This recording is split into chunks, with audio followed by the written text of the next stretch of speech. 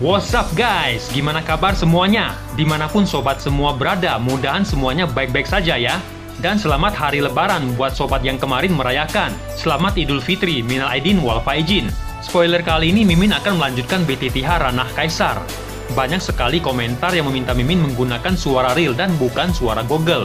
Itu bukan suara Google, melainkan Artificial Intelligence Voice teman-teman.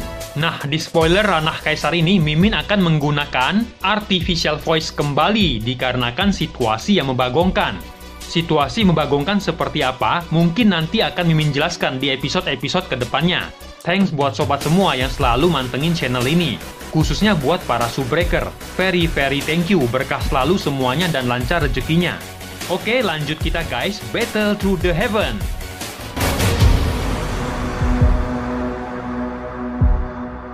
Xiaoyan tiba-tiba berdiri saat terowongan itu muncul, sebuah kilatan melintas di matanya saat dia merasakan origin Qi yang merembes keluar dari dalam terowongan. Zukun dan Gu Yuan nampak terperangah saat melihat itu, badai besar melanda hati mereka ketika merasakan kekuatan mereka yang tidak berkembang selama 1000 tahun, sebenarnya mulai menunjukkan tanda-tanda pertumbuhan. Mata mereka dengan panas melihat ke terowongan spasial, perasaan itu seolah memberitahu jika mereka memasuki terowongan, mereka pasti akan mengalami terobosan kekuatan. Xiaoyan tersenyum saat melihat itu, matanya yang telah tenang selama bertahun-tahun sekali lagi menunjukkan panas yang mendidih saat dia bergumam, sebuah akhir sebenarnya juga sebuah permulaan, atau mungkin juga merupakan awal yang berbeda, gumam Xiaoyan dengan senyuman terangkat di sudut mulutnya. Sejak akhir pertarungan antar dua Doudi, Xiaoyan, Sun Er dan Cailin mengadakan pernikahan akbar di kota Wutan. Sejak itu pula kota Wutan semakin terkenal di Kekaisaran Jiama. Setelah itu dikabarkan bahwa Xiaoyan menghilang untuk menjelajahi benua bersama kedua putrinya. Di atas tebing padang rumput nampak Xiaoyan mengunyah sepotong rumput di mulutnya saat bergumam dengan pelan, titik awal dari segalanya tampaknya telah berubah sejak aku bertemu guru di sini, gumam Xiaoyan tersenyum. Aura ini, seharusnya hampir sama, puluhan tahun benar-benar cepat berlalu, gumam Xiaoyan perlahan berdiri dari rumput dan melihat ke ruang di depannya yang sedikit beriak ketika satu sosok dengan anggun berjalan keluar dari ruang yang berfluktuasi dan menatap Xiaoyan sambil tersenyum manis. Xiaoyan kekeh. Apa kamu berhasil? Tanya Xiaoyan tersenyum. Ya, berkat Xiaoyan kekeh, kamu telah membuka terowongan misterius untuk menyerap origin Qi. Jika tidak, aku khawatir masih belum ada orang yang bisa menerobos ke Doudi, kata Sun Er menatap Xiaoyan dengan matanya yang bercahaya seperti bulan. Setelah itu Sun Er memeluk Xiaoyan dengan erat. Xiaoyan dengan lembut memeluk pinggang Sun Er seraya berkata dengan penuh emosi, aku beruntung karena ayahmu mengirimmu ke keluarga Xiao, kata Xiaoyan tersenyum sambil memeluk erat pinggang Sun Er. Kamu akan selalu menjadi pahlawan di hatiku, kata Sun Er sambil melihat ke belakang gunung kota Wutan di Kekaisaran Jiama, dan tidak bisa menahan perasaan sedikit pun. Semuanya dimulai dari tempat itu. Xiaoyan tersenyum, keduanya saling memandang sebelum berbagi jigong sementara angin musim semi perlahan bergerak dari gunung belakang kota Wutan. Apakah kita datang pada waktu yang salah, kata Zukun terbatuk yang datang bersama Gu Yuan. Dua pria paruh baya itu keluar dari kehampaan saat menatap pria dan wanita yang berpelukan dengan mesra. Meskipun penampilan pasangan itu tampaknya tidak banyak berubah dari masa lalu, namun douci mereka jauh melampaui dari sebelumnya. Perasaan itu sebenarnya adalah Doudi. Ayah, senior Zukun, kata Xiaoyan menyapa Gu Yuan dan Zukun di langit. Tidak masalah, Sun Er sudah menikah denganmu, dan itu salah satu keinginanku, kata Zukun tertawa. Kamu anak kecil, awalnya aku berpikir mengirim Sun Er ke keluarga Xiao untuk mendapatkan Giok Tuse, namun tak disangka aku sekarang benar-benar kehilangan. Namun berkat bantuanmu, aku akhirnya berhasil menembus penghalang Doseng, kata Gu Yuan tersenyum senang. Xiaoyan tersenyum dan baru saja akan berbicara ketika cahaya 9 warna tiba-tiba muncul dari ruang yang berfluktuasi dan akhirnya cahaya 9 warna mengembun sebelum berubah menjadi sosok mempesona yang muncul di depan Xiaoyan. Setelah bertahun-tahun mengasingkan diri, akhirnya menerobos juga, kata Cailin dengan malas, dan perlahan berjalan dengan lekuk tubuhnya yang menawan menunjukkan kesempurnaannya yang memikat. Apakah Xiao baik-baik saja? Tanya Medusa dengan lembut. Xiao baik-baik saja, dia telah mengikuti dan dibimbing oleh guru, kata Xiaoyan tersenyum. Mereka berlima berbicara dan tersenyum saat berjalan dari gunung belakang menuju markas klan Xiao. Yan jangan khawatir, aku akan mengurus semuanya di sini untukmu. Pria yang baik harus bertekad untuk pergi menjelajah dengan percaya diri. Benua baru berbeda dari benua Douchi, kamu harus lebih hati-hati dalam segala hal, kata Xiao Chan sambil menepuk bahu Xiao Yan. Sejak perang antara dua Doudi, Xiao Yan juga menyerahkan kembali posisi ketua kepada ayahnya. Sekarang keluarga Xiao penuh dengan anak dan cucu. Setelah Xiao Yan menjadi Doudi, garis keturunan klan Xiao telah mendapat manfaat dan kekuatan mereka sangat mudah untuk ditingkatkan. Karena itu hanya dalam beberapa tahun yang singkat, klan Xiao telah berkembang dengan kecepatan yang menakjubkan dan menjadi pemimpin beberapa keluarga besar. Setelah mengucapkan selamat tinggal kepada keluarga Xiao, Xiao Yan, Sun Cailin, Gu Yuan dan Zhu Kun juga mengerti bahwa Doudi yang kuat harus meninggalkan benua Douchi. Mereka akhirnya muncul di Zhongzhou, tepatnya di gunung yang pecah dari tanah dalam pertempuran dua Doudi saat itu. Gunung itu disebut Gunung Suangdi. Gunung ini tidak dapat dicapai dan tampaknya ada penghalang energi khusus di atasnya. Tidak peduli siapa itu, tidak ada cara untuk menerobos secara paksa, namun sekarang mereka muncul di Gunung Suangdi. Xiao Yan berdiri dengan tangan di belakang punggungnya dan menatap kehampaan tak berujung di depan. Senior Zhu Kun sudah memiliki kekuatan untuk menyerang Doudi, tapi hanya karena kurangnya origin Qi, senior tidak bisa melangkah lebih jauh. Selama masalah ini terpecahkan, senior akan menerobos ke Doudi, kata Xiao Yan tersenyum. Tampaknya ada kesenjangan besar antara kalian bertiga. Di tingkat berapa kamu sekarang? Tanya Zhu Kun melihat Xiao Yan dengan penasaran. Dia menemukan bahkan jika dia melangkah ke Doudi, dia masih tidak bisa melihat kekuatan Xiao Yan.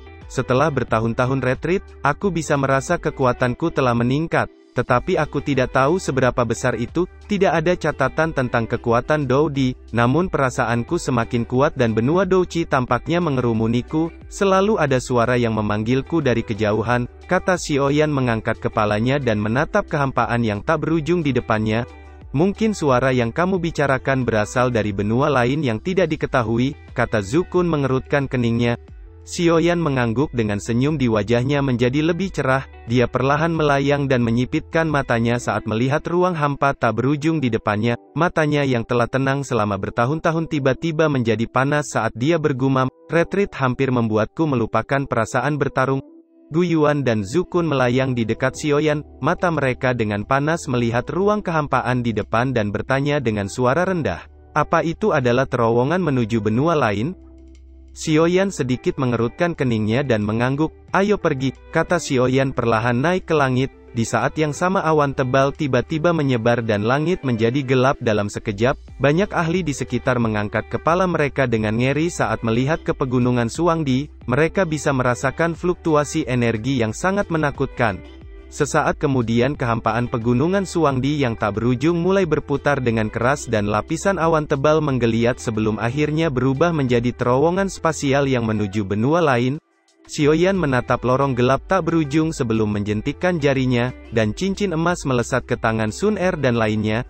Kita semua akan bertukar giok jiwa satu sama lain dan meninggalkan jejak jiwa di atasnya. Jika ada kecelakaan terjadi, kita akan mengetahui satu sama lain. Selain itu kalian dapat meminum pil obat di dalamnya. Benua yang tidak dikenal menakutkan, karena itu dalam menghadapi hal yang tidak diketahui kita hanya dapat menangani keadaan darurat dengan membuat lebih banyak persiapan, kata Xiao Yan melihat 4 cincin di tangan Sun dan lainnya. Ada beberapa pil emas tingkat 9 di dalamnya. Dengan kemampuan Xiao Yan saat ini, menyempurnakan beberapa pil obat tingkat 9 dalam waktu singkat tidak akan banyak menimbulkan masalah baginya.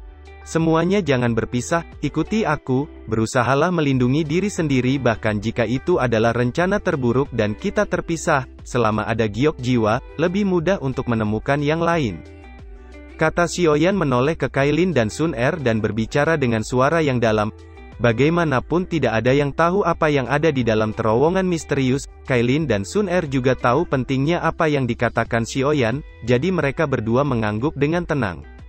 Ayo pergi, kata Xiao Yan meraih tangan Cailin dan Sun dan melesat ke dalam terowongan spasial. Gu Yuan dan Zhu Kun dengan cepat mengikuti. Para ahli melihat 5 sosok yang nampak seperti meteor melintasi langit. Mereka sepertinya tahu apa yang direncanakan Xiaoyan dan lainnya, dan berlutut di tanah seraya berteriak, "Selamat kepada Kaisar Yan, selamat pada pemimpin. Anak kecil, dunia itu akan 10.000 kali lebih menarik daripada benua Douqi. Setelah menjadi Doudi aku akan pergi ke dunia itu untuk melihat-lihat. Pada saat itu, kamu harus meletakkan tempat sebagai berkah untuk dinikmati gurumu." Gumam Yolao tersenyum saat dia melihat Xiaoyan perlahan menghilang di depannya. "Ayah, Ibu Sun Er, aku akan datang untuk mencari kalian ketika aku mencapai Doudi," kata Xiao Xiao melihat adegan perpisahan keluarga di depannya dengan mata sedikit lembab. "Xiaoyan, kamu tidak bisa mati, kamu masih harus memberiku pil obat untuk berlatih," gumam Zian. Di dalam terowongan spasial, Xiaoyan dan lainnya telah terbang untuk waktu yang lama, namun anehnya tidak ada akhir dari terowongan. Tidak ada jejak Douqi di lorong ini, dan sepertinya ada sesuatu dalam kegelapan yang perlahan menelan Douqi kita. Kata Xiaoyan sedikit mengerutkan keningnya dan dengan hati-hati menggunakan kekuatan jiwanya untuk menyelidiki. "Kenapa terowongan ini begitu panjang?" gumam Gu Yuan sedikit terkejut. Ketika dia berada di benua Douqi, dia bisa melakukan perjalanan ribuan mil dalam sekejap dengan kekuatannya sebagai Doudi, tapi sekarang dia telah terbang untuk waktu yang lama dan belum berakhir. Sedikit kegelisahan muncul di hatinya sebelum kemudian dia buru-buru menatap Xiaoyan. "Sepertinya ada cahaya di depan, itu seharusnya pintu keluar," kata Gu Yuan. "Semua orang berhati-hati, aku merasa ada sesuatu yang tidak beres di sini," kata Xiaoyan menatap cahaya di depan dan kekuatan spiritualnya segera menyebar untuk menyelidiki. Sesaat kemudian Xiaoyan membuka matanya. "Aku sepertinya menemukan ada 2 titik cahaya aneh tidak jauh di depan," kata Xiaoyan bergerak maju perlahan, yang lain mengikuti di belakang. 2 titik cahaya tiba-tiba muncul di kejauhan dari pintu keluar dan nampak seperti binatang buas yang baru saja membuka matanya setelah tertidur lama. "Tunggu, berhenti, ada yang aneh," kata Xiaoyan seraya menunjuk ke cahaya di kejauhan. "Apa yang kamu lihat?" seru Cailin dan lainnya melihat ke arah yang ditunjuk oleh Xiaoyan. Bagian itu awalnya gelap, tetapi ruang di kejauhan ada sedikit cahaya yang mencolok. "Sepertinya itu adalah sepasang mata," kata Xiaoyan mengerutkan keningnya. Kata-kata Xiaoyan baru saja terdengar ketika sepasang mata besar mulai memancarkan cahaya aneh. Dan sosoknya yang besar nampak menyatu dengan kehampaan gelap. Di saat yang sama satu suara yang mengandung tekanan besar bergema di tempat itu. "Benua Douqi tidak pernah memiliki orang kuat Dou di selama 10.000 tahun. Saya tidak percaya bahwa orang kuat itu akhirnya muncul kembali hari ini. Dengan kekuatan kalian berlima, aku akhirnya bisa dibebaskan sekarang," kata sosok misterius di dalam terowongan gelap dengan napas yang kuat perlahan terbangun. Xiaoyan bisa merasakan kekuatan menakutkan dan segera melemparkan transformasi misterius api surgawi, transformasi api iblis, transformasi ketiadaan, dan transformasi kaisar api, sebelum kemudian pedang berat muncul di tangannya. Yang aneh adalah ketika Zukun baru saja melihat sepasang mata besar dan dia benar-benar merasa lututnya seperti akan sujud dan menyerah, bahkan darah di tubuhnya mendidih dengan sangat aneh. Semakin dekat jaraknya semakin kuat tekanan itu. "Apa yang terjadi?" gumam Zukun menatap tajam mata raksasa di depannya. "Siapa yang mulia?" tanya Xiaoyan menatap sepasang mata buas di depannya. Dia dengan erat mencengkram pedangnya dan tangan lainnya memberi isyarat pada Sun Er dan lainnya di belakangnya. Sun Er dan Cailin jelas tahu apa arti isyarat tangan Xiaoyan dan saling melirik. Itu adalah isyarat bersiap menunggu kesempatan. "Sudah lama sekali aku tidak memakan kekuatan Doudi. Dengan memakan beberapa dari kalian, aku bisa benar-benar melahap makhluk sialan ini dan menyingkirkan kehampaan yang tak berujung ini. Karena itu matilah," kata sosok itu dengan suaranya yang dingin bergema ke segala arah. Saat ini dia hanya menunjukkan sepasang mata besar, sementara sosoknya yang besar nampak menyatu ke dalam ruang gelap. "Kami hanya melakukan perjalanan ke benua baru dengan mengikuti terowongan. Kami tidak tahu jika telah mengganggu istirahat senior," kata Xiaoyan sambil melepaskan tangan Sun Er dan Cailin. Keduanya hendak berbicara ketika mereka melihat tekad di mata Xiaoyan. Gu Yuan menyipitkan matanya saat menatap mata raksasa di depannya dan pintu keluar yang dipenuhi cahaya ada di dekatnya. "Itu pintu keluar, apa yang harus kita lakukan sekarang?" tanya Gu Yuan dengan ekspresi serius. "Kalian pergi dulu, aku akan menahannya, aku akan menemukan kalian melalui giok jiwa itu," kata Xiaoyan dengan suara yang dalam. dan Douchi menakutkan segera melonjak di tangannya. "Kami akan menunggumu," kata Sun Er. Setelah itu dia menatap mata besar di depannya dengan wajah serius. Meskipun dia telah menerobos Doudi, dia masih merasa tidak berdaya dan hanya akan menambah beban Xiaoyan jika terus tinggal. "Xiaoyan, ingat, hidupmu adalah milik ratu ini," kata Cailin. Setelah itu dia dan Sun Er dengan cepat melesat menuju pintu keluar. Gu Yuan dan Zhu Kun dengan cepat mengikuti. Mau pergi. Setelah menunggu selama 10.000 tahun, makanan lezat akhirnya muncul. "Bagaimana saya bisa membiarkan kalian pergi begitu saja?" kata sosok itu dengan dingin. Segera cahaya tajam menyilaukan melonjak keluar dari dahi sosok misterius dan melesat ke arah kelompok Sun Er yang mencoba untuk menghancurkan pintu keluar. "Cahaya itu akan menghancurkan pintu keluar, ayo cepat!" teriak Gu Yuan dengan tajam menyebabkan kecepatan mereka berempat meningkat secara ekstrim. Sementara Gu Yuan dan lainnya melarikan diri menuju pintu keluar, Xiaoyan segera melancarkan serangan untuk mengulur waktu bagi mereka untuk melarikan diri. "Kamu bajingan, jika kamu ingin menghancurkan pintu keluar, lewati aku dulu," teriak Xiaoyan dengan marah. Segel di tangannya dengan cepat berubah saat dia melepaskan telapak tangan musim semi dan kemarahan dewa yang langsung menghantam mata besar sosok misterius, menyebabkan sosok itu nampak terkejut dengan serangan Xiaoyan. Sebelum makhluk misterius itu bisa melancarkan serangan, Xiaoyan kembali melepaskan api lotus 20 warna ke arah mata besar sosok misterius. "Xiaoyan, kami akan menunggumu, jika kamu mati, aku tidak akan hidup," teriak Sun Er yang suaranya bergema ke seluruh ruangan saat dia dan lainnya dengan cepat melesat menuju ke arah pintu keluar. Xiaoyan menatap 4 orang yang menghilang di hadapannya dan langsung merasa lega sebelum bergumam pada dirinya sendiri, "Sun Er, Cailin, kalian harus menungguku, aku pasti akan datang," kata Xiaoyan seraya mengendalikan api lotus 20 warna yang memancarkan kekuatan penghancur sebelum mengepalkan tangannya. Seketika itu juga api lotus 20 warna yang mengandung kekuatan penghancur menakutkan meledak di tengah sosok misterius menyebabkan ledakan dahsyat dan riak mengerikan menyapu sekitarnya. Dan gelombang kejut besar menghantam ruang kosong hingga nampak bergetar. "Manusia sialan, kaisar ini pasti akan membuatmu membayarnya," teriak sosok misterius itu dengan dingin. Ada noda darah menyebar dari matanya yang besar. Kemarahan melonjak di matanya saat dia melihat keempat orang yang telah pergi. Dia telah meremehkan kekuatan penghancur api lotus dan akhirnya membiarkan mangsanya berhasil kabur ke pintu keluar. "Itu adalah naga emas raksasa," pikir Xiaoyan mengerutkan keningnya saat melihat tubuh naga emas raksasa misterius dan tanduk naga di kepalanya yang patah.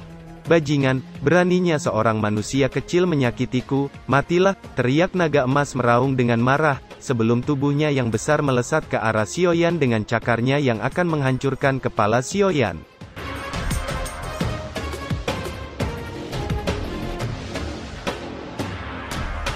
Cerita pun selesai, nantikan spoiler selanjutnya guys. Buat yang belum subrek, dibantu subrek yo guys, biar jalan terus spoilernya.